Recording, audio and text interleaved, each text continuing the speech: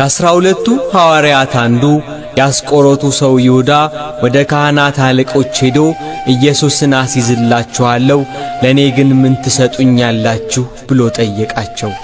ደስ ብሏቸው 30 ብር ሊሰጡት ተዋዋሉ። ይሁዳ ከዚያን ጊዜ ጀምሮ የሚያስይዝበትን ምቹ ጊዜ ይፈልግ ነበር። ጌታችን ኢየሱስ ክርስቶስ ከአልዓዛር ቤት ወጥቶ እንዳስለመደ ሊጸልይ ወደ ደብረ ዘይት ሄደ። በእርሱ ምክንያት አይሁድ የአልዓዛርን ቤት እንዳያጠፉ ከአልዓዛር ቤት ወደ ጌቴሴማኒ ሄደ። ደቀ መዛሙርቱም ደግሞ ተከተሉት። ከኢየሩሳሌም በቄድሮን ወንዝ ማዶ በደብረ ዘይት ግርጌ ያለ የአትክልት ስፍራ ነው ጌቴሴማኒ።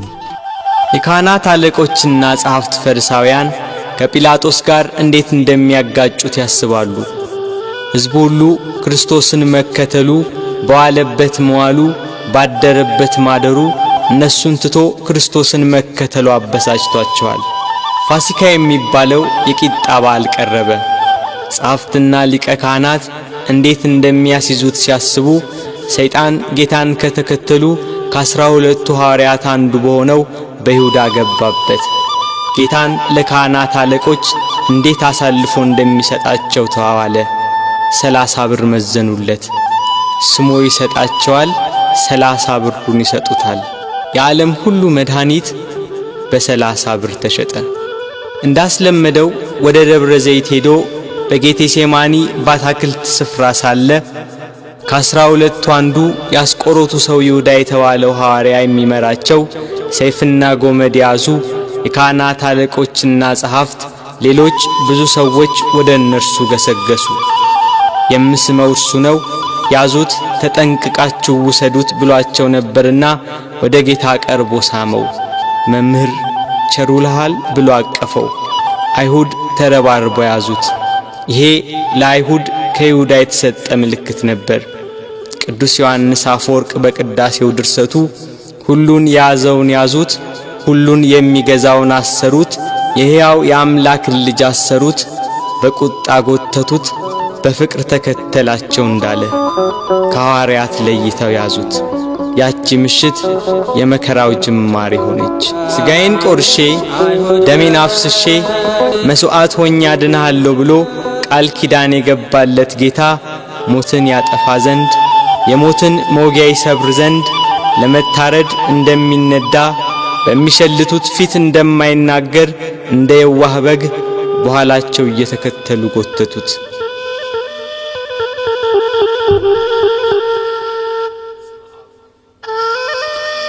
እየገፉና እያዳፉ ወደ ጲላጦስ ወሰዱት።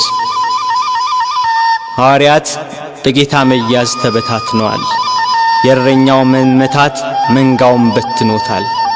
ይሁዳ ጌታን ለካህናት አለቆችና ለሮም ወታደሮች አሳልፎ ከሰጠው በኋላ ዳግም ወደዚህ አካባቢ ዝር አላለም። ድንግል ማርያም የፋሲካን በዓል ማክበርን ስታስብ የልጇን መያዝ ሰማች። ልጇ መከራ ወደሚቀበልበት፣ አይሁድ ግፍ ወደሚፈጽሙበት ወደ ኢየሩሳሌም እንዲወስዷት ከሐዋርያት አንዱን ፈለገች። አይሁድን ስለፈሩ ሁሉም ጥለዋት ሸሽተዋል። ከጴጥሮስ ጋር ለመሄድ ጴጥሮስን ፈለገች። እሱስ የካህናት አለቆችን ስለፈራ ልጅሽን አላውቀውም ብሎ ሸሽቶ ተደብቋል አሏት።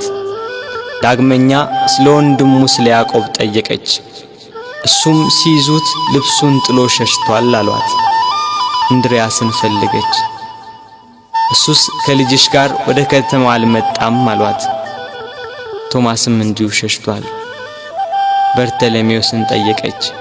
ከሁሉ አስቀድሞ ሸሽቷል አሏት። ፊልጶስን ጠየቀች። እሱስ አንድ ጊዜም አልታየም አሏት። ማቴዎስን ጠየቀች። እሱማ ግብር ተቀባይ ስለነበር ከሁሉ ይልቅ ፈርቶ ተሸሽጓል አሏት። ሁሉንም አንድ በአንድ ጠየቀች። ከእርሱ ጋር ወደ ቀራንዮ ከሄደ ከዮሐንስ በቀር አንድም አላገኘችም። እያለቀሰችና እያነባች ወደ ቀራንዮ ገሰገሰች። ሁሉም ፈርተው ተሸሽገዋል። አንድስ እንኳን አብሮት የሚሆነው መከራውን የሚጋራው ባለመኖሩ እኒያ ጸሐፍትና የካህናት አለቆች ይግባኝ ብሎ የሚጠይቃቸው፣ ተዉ ብሎ የሚከለክላቸው፣ በቃችሁ ብሎ የሚያግዳቸው ባለመኖሩ በመድኃኔ ዓለም ላይ መከራና ስቃይ ያበዙበት። ጲላጦስ እንደ ሕጋቸው ሞት እንዲፈርድበት አደባባይ አቆሙት። ሊቃነ መላእክት በመፍራትና በመንቀጥቀጥ ከፊቱ የሚቆሙለት እርሱን በአደባባይ አቆሙት። ይህ ሰው ሕዝባችንን ሲያጣምም፣ ለቄሳር ግብር እንዳይሰጥ ሲከላከል፣ ደግሞም እኔ ክርስቶስ ንጉሥ ነኝ ሲላገኘ ነው ብለው አሳጡት። ሰንበትን የማያከብር የእግዚአብሔር ወገን ያይደለ ነው እያሉ አጣሉት፣ አካሰሱት። እርሱ ግን በሰንበት የታመሙትን አዳናቸው፣ የሞቱትንም አስነሳቸው። በምኵራብ ውስጥ እጁ የደረቀች አንድ ሰው አገኘ። አይሁድ ግን ያጣሉት ያካሰሱት ዘንድ በሰንበት ያድነው እንደሆነ ብለው ይጠባበቁ ነበር። ጌታም እጅህን ዘርጋ አለው። እጁን ዘረጋ፣ ድና እንደ ሁለተኛይቱ ሆነችለት። አይሁድ ግን ሰንበትን ሻር ያሉት። ከወደፊቱ ሆዱ ያበጠ አንድ ሰው ነበር። ጌታችንም ይህንን ሆዱ ያበጠውን ሰው ይዞ በሰንበት አድኖ ሰደደው። አይሁድ ግን ሰንበትን ሻር ያሉት። በሰንበት ሲያልፍ ዕውር ሆኖ የተወለደ ሰው አገኘ። በምራቁ አፈር ለውሶ ዓይኑን ቀብቶ ሄደህ በፈሳሽ ውሃ ታጠብ አለው። ሄዶ ታጠበ፣ እያየም ተመለሰ። አይሁድ ግን ሰንበትን ሻር ያሉት። ጲላጦስ ፊት ያቀረቡት የወንጀል ክስ ጲላጦስን ይህ ሰው ወንጀለኛ ነው ሊያሰኘው ግን አልቻለም፣ በቅናት እንዳስያዙት ያውቃልና። ጲላጦስ ለተሰበሰበው ሕዝብና ለጸሐፍት ፈሪሳውያን እኔ በዚህ ሰው አንዳችን በደል አላገኘሁበትም፣ እናንተ እንደ ሕጋችሁ ወስዳችሁ ቁጡት አላቸው። ካህናት አለቆች ተንጫጩ። ከገሊላ ጀምሮ እስከዚህ ድረስ በይሁዳ አውራጃ እያስተማረ ሕዝቡን ያውካል ያሉ ሁሉም ጮኹ። ጲላጦስ ገሊላ የሚለውን ቃል ሲሰማ የገሊላ ሰው እንደሆነ ብሎ የገሊላ ሰዎችን ጠየቀ። የገሊላ ሰው መሆኑን ሲረዳ ይሄ የሄሮድስ ግዛትን የሚመለከተው ብሎ ወደ ሄሮድስ ላከው። ያን ጊዜ ሄሮድስ በኢየሩሳሌም ሳለ ጌታ ወደ እርሱ ተላከ። ጌታችን ኢየሱስም ከመገዛት ነፃ ሲሆን በትሕትና ሄደ። እርሱ የምድራውያንና የሰማያውያን ገዢ ሲሆን፣ እርሱ የሰማይ ንጉሥ ልጅ ሲሆን፣ አይሁድ እየገፉና እያዳፉ ሄሮድስ ዘንድ ወሰዱት። ሄሮድስ ክርስቶስን ባየው ጊዜ የተወደደ ደም ግባቱን መልኩንና ብሩህ የሆነ ፊቱን ከማየቱ የተነሳ እጅግ ደስ አለው። ስለ እርሱ ብዙ ሥራውን በሰማ ጊዜ ሊያየው ከብዙ ቀን ጀምሮ ይመኝ ነበርና። ሄሮድስ ከመጓጓቱ የተነሳ ደግሞ ደጋግሞ ጠየቀው፣ መረመረው። እርሱ ግን ቃል አልመለሰም። ጸሐፍት ፈሪሳውያንና የካህናት አለቆች ዝም ስላለ ቁመው ያጣሉት የሐሰት ክሳቸውን ይደረድሩ ጀመር። ሄሮድስም ለእኒያ ርኅራኄ ለሌላቸው ወታደሮች በያዙት ጅራፍ እንዲገርፉት ትእዛዝ አስተላለፈ። በእርሱ ግርፋት የአዳምን ግርፋት ሊያስወግድ በሄሮድስ ትእዛዝ ብዙ ተገረፈ። ሥጋው እየተቆራረጠ ደሙ እንደ ውሃ ወደ ምድር ፈሰሰ። ኢየሩሳሌምን የሚገዛት ሄሮድስም ጌታ ኢየሱስን አቃለለው። ይህ ሰው ሞት ይገባዋል ብሎ መልሶ ወደ ጲላጦስ ላከው።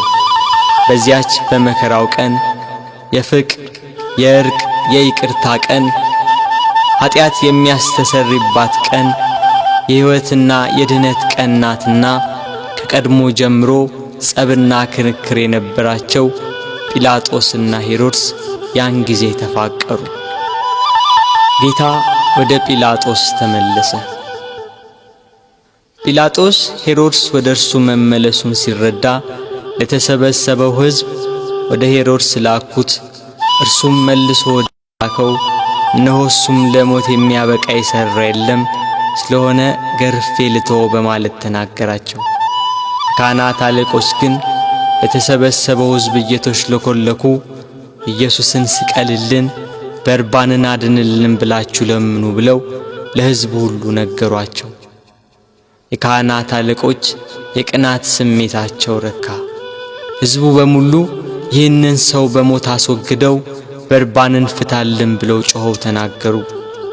ጲላጦስም መልሶ መላልሶ ክፋት ስላላገኘበት ያድነው ዘንድ ወይንም ገርፎ ይለቀው ዘንድ ጠየቃቸው።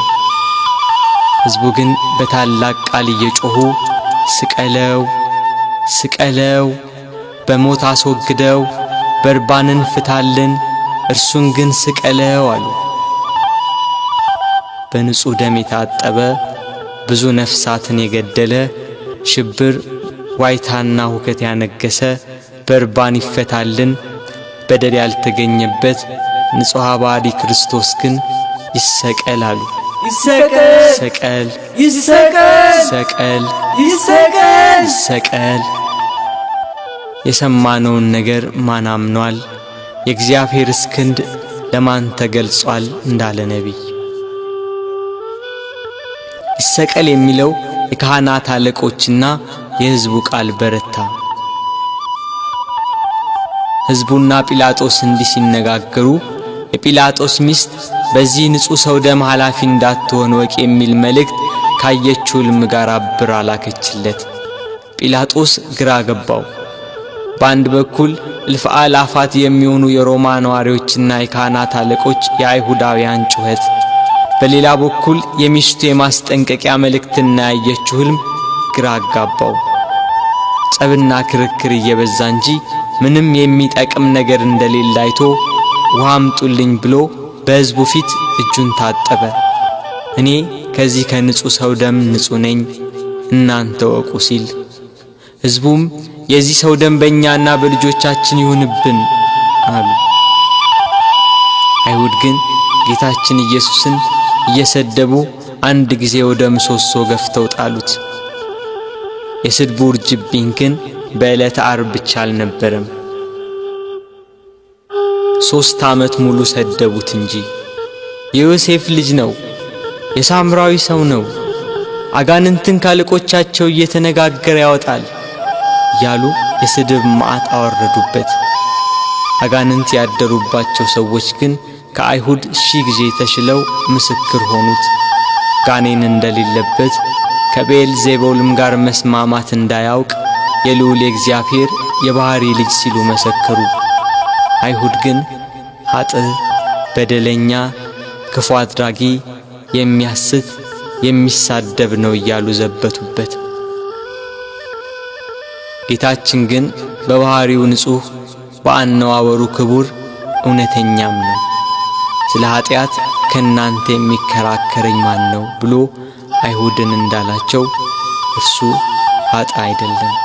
አንድ ቀን አንዲት ሴት ስትሴስን አግኝተው በሙሴ ሕግ መሠረት ሊፈርዱባት ጸሐፍት ፈሪሳውያን ወደ እርሷ መጧት። ያችን ሴት ኃጢአትሽ ተሰረየልሽ፣ ዳግም አትበድዪ ያላትን አምላክ አይሁድ ግን እርሱን ኃጥእ አሉት። በዘኬዎስ ቤት ሽቶ የቀባችውን እግሩንም በእንባ ያጠበችውን በራሷ ጠጉር የጠረገችውን ያችን ሴት ብዙ ኃጢአቷን ይቅር አላት፣ ብዙ ወደዋለችና። ኃጢአትን ይቅር የሚል በጎ የሚሠራ እንደዚህ ያለውን አምላክ ገፉት፣ ሰደቡት። ይገርፉትም ዘንድ እግሮቹንና እጆቹን ከድንጋይ ጋር የኋሊት አሰሩት። ካሰሩትም በኋላ በማከታተል ጭፍሮች ይገርፉት ጀመር። የሚሞት እንዳይገረፍ የማይሞት እንዲገረፍ እያወቁ በግፍ ገርፈው በግፍ ገደሉት። የተገረፈባቸው አለንጋና ገመድ በደም ታለሉ። ከግርፋቱም ጽናት የተነሳ ሥጋው ሁሉ አለቀ። የማይገረፍ አምላክ ሥጋን በመልበሱ ሰውን ለማዳን የሰውን ሥጋ ለብሶ በመምጣቱ ተገረፈ። የመላእክት ሰራዊት በፍጹም መደንገጥ ለሚሰግዱለት እየዘበቱ በፊቱ ተንበረከኩ።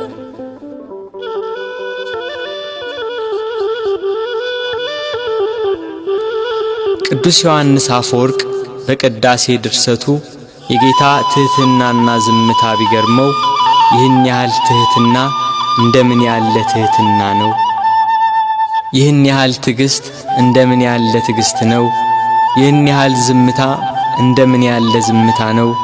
ይህን ያህል ቸርነት እንደምን ያለ ቸርነት ነው? ይህን ያህል ሰውን ማፍቀር እንደምን ያለ ፍቅር ነው? ክርስቶስ በመገረፉ ሰውን ሁሉ ከተገረፈበት ኃጢአትና ፍዳ ዳነ። ስለ ልጆቹና ስለ አዳም መገረፍና መታሰርን ከፈለ። ጲላጦስ በሕዝቡ ላለመጠላት በአይሁዳውያን ለመወደድ ፍቃዳቸውን ለመፈጸም ስቀሉት ብሎ ጌታችንን ለአይሁድ ሰጣቸው። አይሁድና ጭፍሮቻቸው ጌታን ወደ ፍርድ አደባባይ ወስደው አንድ ወጥ የሆነችውን ልብስ ገፈፉና ቀይ ግምጃ ለበሱት። እንደ መብረቅ የሚያንጸባርቅ እንደ በረዶ ነጭ የሆነ ልብስ የሚለብስ ሲሆን ለመዘባበት ቀይ ሐርና ነጭ ሐር አለበሱት። ለኪሩቤል የመብረቅ ልብስ፣ ለሱራፌል ግርማ ያለ ልብስ የሚያለብሳቸው እሱን ቀይ ግምጃ ለበሱት። በሳት በተጋረደ ዙፋን ላይ የሚቀመጥ እሱን በመዘባበቻ መቀመጫ ላይ ያስቀመጡት። ከዘንባባና ከሾህ ጋር የታተቱ በመርፌ አምሳል የተሰሩ 50 ሾኮች ያሉበት የመገዳደሪያ አክሊል አቀዳጁት። እኒህ ሾኮቹ እስከ ራሱ አጥንት ድረስ ገቡ። የሕይወት መገኛ እርሱን የሾህ አክሊል አቀዳጁት። መላእክትን የብርሃን ራስ ቁር የሚያቀዳጃቸውን የነገሥታት ገዢ የሚሆን እሱን የሾህ አክሊል አቀዳጁት። በሾህ አክሊሉ የተጎዳው ራሱ ደም አዘነበ፣ ፊቱ ደም ለበሰ፣ ሰውነቱ ሁሉ በደም ተጠመቀ። በቀኝ እጁ ዘንግ አስያዙት፣ ያሽሟጥጡ ከፊቱ እየወደቁ እጅ ነሱት። የአይሁድ ንጉሥ ሰላም ላንተ ይሁን እያሉ ዘበቱበት። የመላእክት ሰራዊት እየደነገጡ የሚሰግዱለትን፣ ስልጣናት ሊቃናት እየፈሩ ለሚሰግዱለት ለሱ አይሁድ ግን በትዕቢት እጅ ነሱት። ያላስደስት ሲላቸው ከሰው ልጆች ሁሉ ይልቅ ደም ግባቱ በሚያምር በጌታችን ላይ አይሁድ ምራቃቸውን ተፉበት። እርሱ ግን ምራቃቸውን ተጸይፎ ፊቱን አልመለሰም። የሚያስጸይፍ ምራቅን በፊቱ ላይ በመቀበሉ በኃጢአት የተቋቆረና የኃጢአት ቅባት የተቀባ ፊታችንን ደስ በሚያሰኝ ቅባቱ ብሩህ አደረገው። ራሱን በበትር ፊቱን በጥፊ መቱት። ኪሩቤል ፊቱን ከማየት የተነሳ በሳት አጥናፍ የሚሰውሩት ያልበደላቸውን እሱን አይሁድ ፊቱን መቱት። ፊቱ እንደ መንፈስ ቅዱስና እንደ አባቱ ሲሆን በሥጋው ፊቱን በጥፊ መቱት። ከፊቱ ግርማ የተነሳ ፍጥረት ሁሉ የሚርድ የሚንቀጠቀጥለትን አምላክ ፊቱን በጥፊ መቱት። መከራውን ስቃዩን አበዙበት። ጲላጦስም ጌታን ወደ ውጭ አወጣው፣ ሐር ልብስ አልብሶ የሾህ አክሊል አቀዳጅቶ። ሕዝቡም የለበሰውን ልብስና የተቀዳጀውን የሾህ አክሊል ሲመለከቱ ስቀለው ስቀለው ስቀለው እያሉ ጮኹ። ጲላጦስም ይኸው ወስዳችሁ ስቀሉት ብሎ ሰጣቸው። አይሁድና የካህናት አለቆች 17 ክንድ የሚሆን የተመሳቀለ እንጨት አሸክመው ሊሰቅሉ ወሰዱት። ጉዞ ከኢየሩሳሌም ቅጥር ውጭ ወደሚገኝ ወደ ቀራንዮ። አብሮት ያለው የሕዝብ ብዛት እንዲህ በቀላል የሚገመት አይደለም። የጦር መሳሪያ ይዘው የተከተሉትም ጭፍሮች 580 ናቸው። ከነርሱም ጋር የተባበሩ ሌሎች ብዙ ሰዎች ነበሩ። መከራውን ስቃዩን የተመለከቱ የኢየሩሳሌም ሴቶች ደረት እየደቁ መሬት እየወደቁ ያለቅሱለት ነበር። እርሱ ግን እናንተ የኢየሩሳሌም ሴቶች ለኔ አታልቅሱ፣ ለራሳችሁና ለልጆቻችሁ አልቅሱ። መካን የሆኑ ያልወለደችም ማኅፀን ያላጠቡም ጡቶች ንዑዳን ክቡራን ናቸው የሚባልበት ወራት ይመጣል። በዚህ በእርጥብ እንጨት እንዲህ ያደረጉ ደረቅ ቢያገኙ እንዴት ይሆኑ? መስቀሉን እንደያዘ ወደ ምድር ተደፋ። ሌሎች ወንበዴዎችን ይዘዋቸው መጡ። አከበርንህ ብለውታልና ቀኛዝማች ግራዝማች ሾምንልህ ሲሉ በወንበዴዎች መካከል ሊሰቅሉት እስከሚሰቀልበት ቦታ ድረስ በበትር እየመቱ የገፉና እያዳፉ ወሰዱት። ቀራንዮም እንደደረሰ ከመስቀሉ ላይ በጀርባው አስተኙት።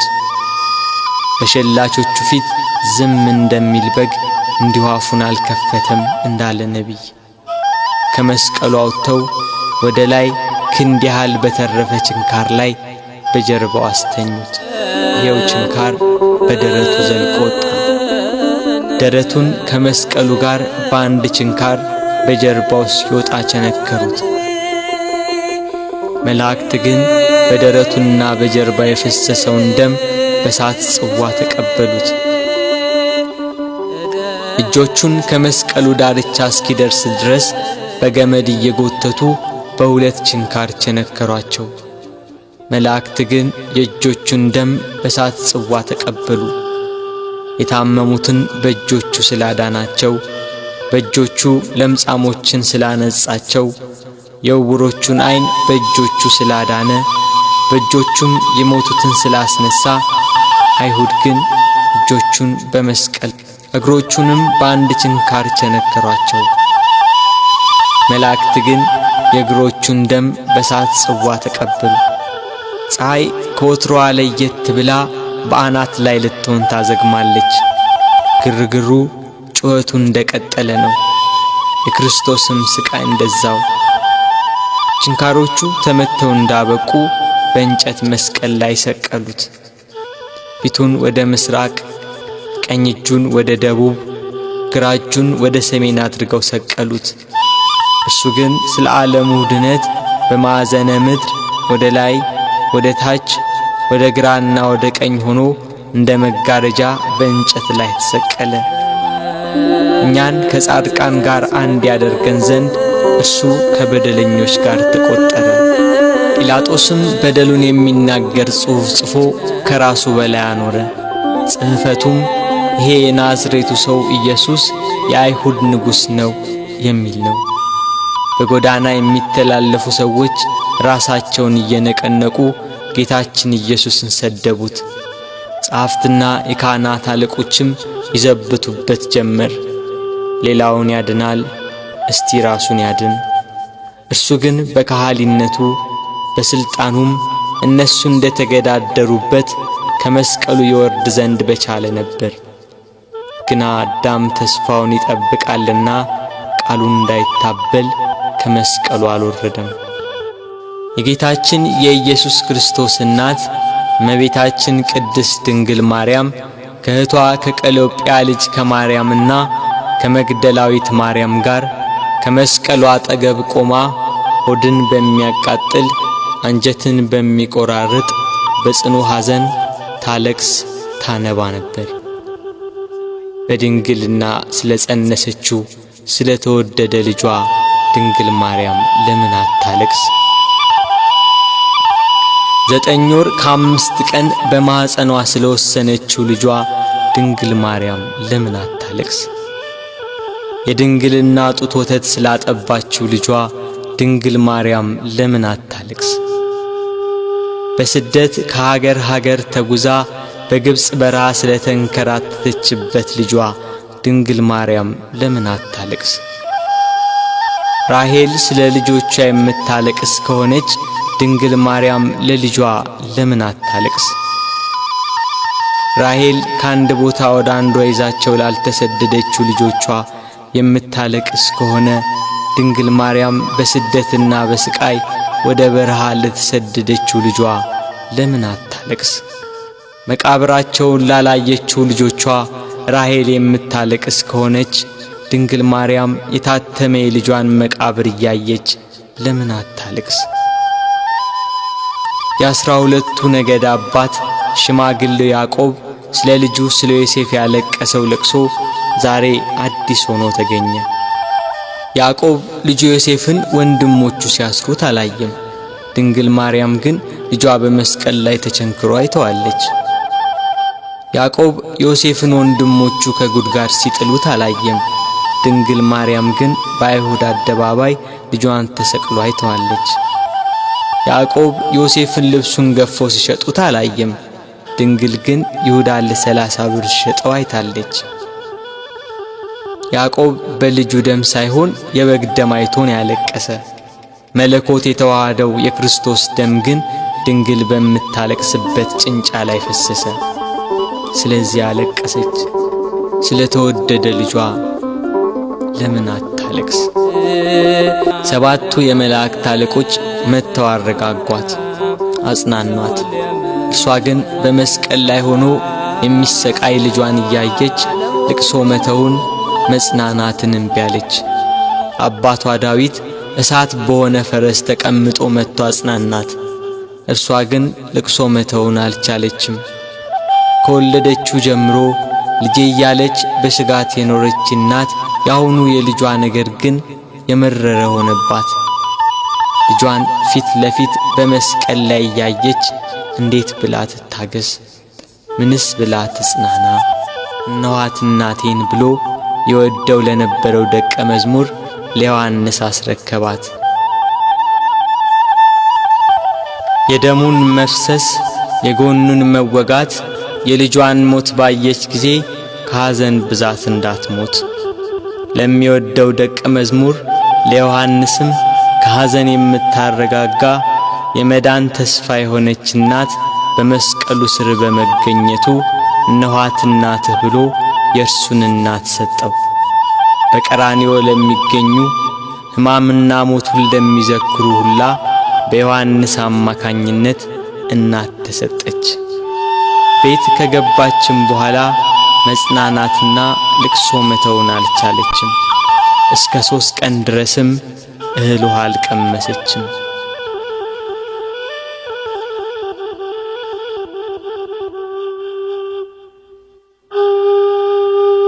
ፀሐይ አናት ላይ ስትደርስ ብርሃኗን ከለከለች። በቀትር ፀሐይ በሚጠነክርበት ሰዓት ኢየሩሳሌምን ጨለማ ወረሳት። ጨረቃም አምላክን በመስቀል ላይ በማየቷ ደም ለበሰች። ከዋክብት ረገፉ። ክርስቶስ በመስቀል ሳለ ትንቢቱ ሁሉ እንደተፈጸመ ባየ ጊዜ ተፈጸመ አለ። ነፍሱን ከሥጋው ለየ። አምላክ በሥጋው ሞተ። በነፍሱ የሞተውን አዳምን ለማዳን ክርስቶስ በሥጋው ሞተ። አይሁድ 3 ዓመት ከ3 ወር የሕይወት እንጀራ ሲመግባቸው ቃሉን እንደ ውሃ ሲያፈስላቸው የኖረውን አምላካቸውን በመስቀላቸው ገና ከቀራንዮ ሲወርዱ ነበር ከጸሐፍት ፈሪሳውያን ጋር ደስታ የጀመሩት። እያንዳንዳቸው ስላደረጉት ጀብደኝነት በክርስቶስ ላይ ስለፈጸሙት በደል ያወጋሉ። ቀኑ እየመሸ ሄዷል። በ9 ሰዓት ቅድስት ነፍሱን ከቅድስ ሥጋው በለየ ጊዜ መልሳ ብቅ ያለችው ደብዛዛዋ ፀሐይ አሁንም ቂሟን የረሳች አትመስልም። ወደ ምዕራብ ተጠግታለች። ዮሴፍና ኒቆዲሞስም ወደ ጲላጦስ ገብተው የክርስቶስን ሥጋ አውርደው ይቀብሩት ዘንድ ለመኑት። ጲላጦስም ፈቀደላቸው። እነርሱም ከመስቀሉ አወረዱት። ስለኛ በሞት ዓይኖቹ እንደተሸፈኑ፣ ስለኛም ጆሮቹ በሞት እንደተዘጉ፣ ስለኛም በሞት አንደበቱ ዝም እንዳለ፣ ስለኛም እጆቹና እግሮቹ እንደታሰሩ ባዩ ጊዜ ሞትን ድል የምትነሳ ጌታ ሆይ ተኛህን? ሞትስ በአንተ ላይ እንደምን ሰለጠነ እያሉ አለቀሱ። በሰው ሥርዓት ሊገንዙት ሲሉ ዓይኖቹ ተከፈቱ። ዮሴፍና ኒቆዲሞስንም ተናገራቸው። እንደ ምድራዊ ሰው ዝም ብላችሁ ልትገንዙኝ ነው? በሉ እንዲህ ብላችሁ ገንዙኝ አላቸው። እንዳላቸው እንዲህ እያሉ ገነዙት። ቅዱስ እግዚአብሔር ቅዱስ ኃያል ቅዱስ ሕያው ዘይመውት ዘተወልደ ማርያም እምቅድስት ድንግል ተሳለነ እግዚኦ ቅዱስ እግዚአብሔር ቅዱስ ኃያል ቅዱስ ሕያው ዘይመውት ዘተጠምቀ በዮርዳኖስ ወተሰቅለ ዲበ ዕፀ መስቀል ተሳሃለነ እግዚኦ። ቅዱስ እግዚአብሔር ቅዱስ ኃያል ቅዱስ ሕያው ዘይመውት ዘተንሥአ እሙታን አመ ሣልስት ዕለት ዐርገ በስብሐት ውስተ ሰማያት ወነበረ በየማነ አቡሁ ዳግመ ይመጽእ በስብሐት ይኰንን ሕያዋነ ወሙታነ ተሳሃለነ እግዚኦ።